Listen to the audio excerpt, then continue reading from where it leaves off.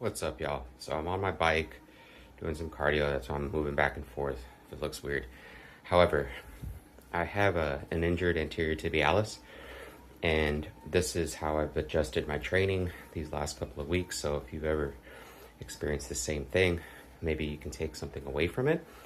But normally, I would do a lying leg curl or some leg curl variation. However, where I'm at, the rest actually goes right across the part of my shin where I'm injured.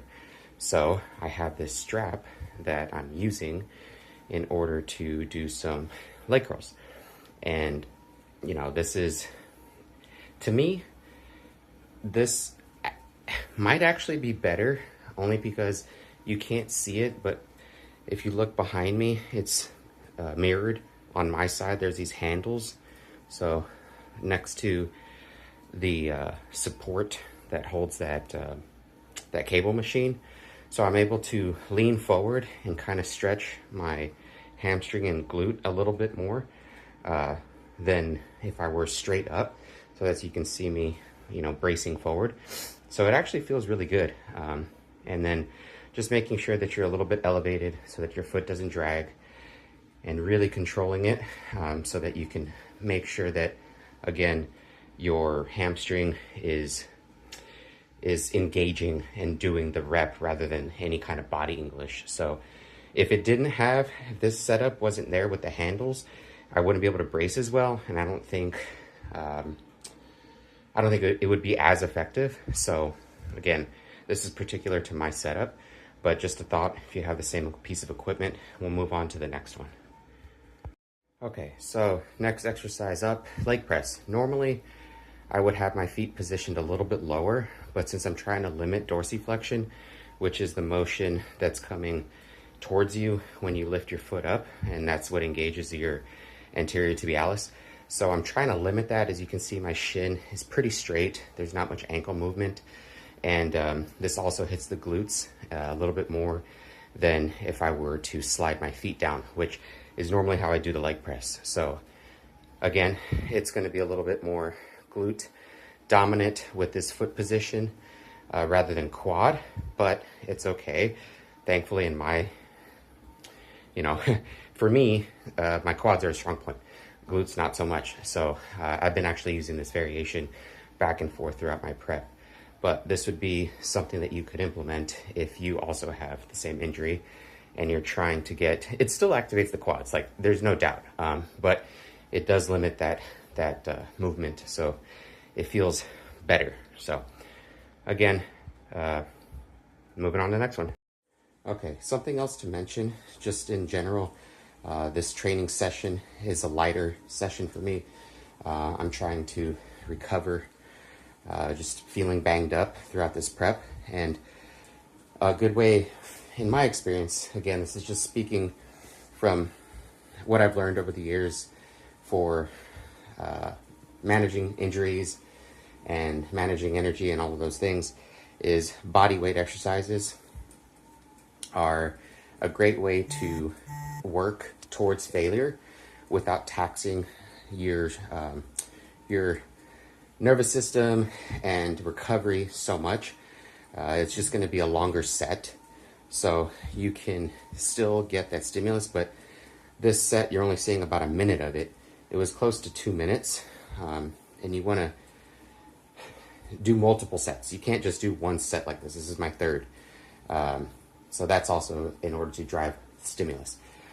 And I keep my hands on my hips because I want to make sure that in a long duration set like this, I'm not getting distracted.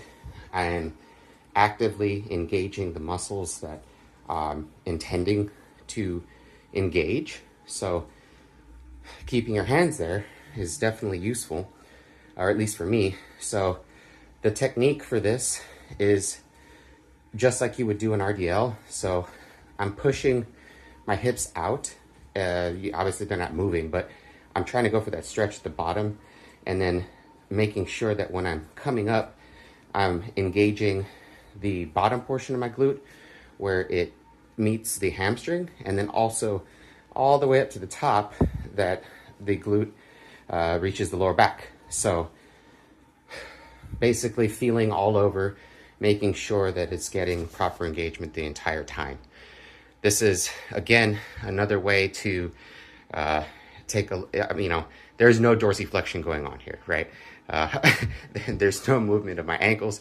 So this is pretty much the ideal type of movement that you could do for an injury like this. You could also obviously do an RDL because, or I mean, a stiff leg deadlift as well. So, but again, as far as recovery, as far as where I am in prep and how I'm feeling, that wouldn't make quite the best sense right now for my situation.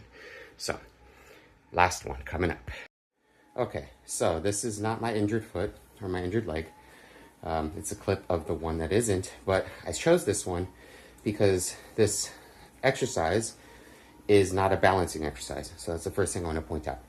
I'm using this prop, this little stick, to maintain balance in order to, see, it's kind of wobbly.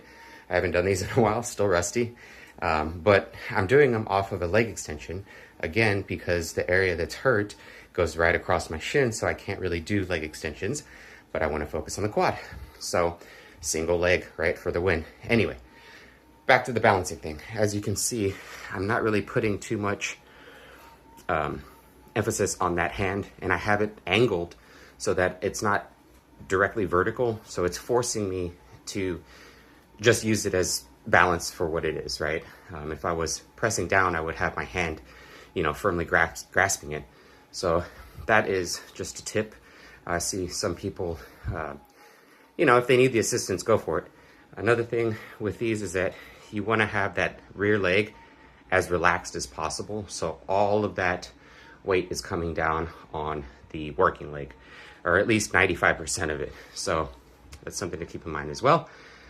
I think that's it for this. So those are the exercises I chose. Would you choose something different? Let me know. I know this video is super long, but hopefully it helps someone in my situation along down the road. Thanks for watching.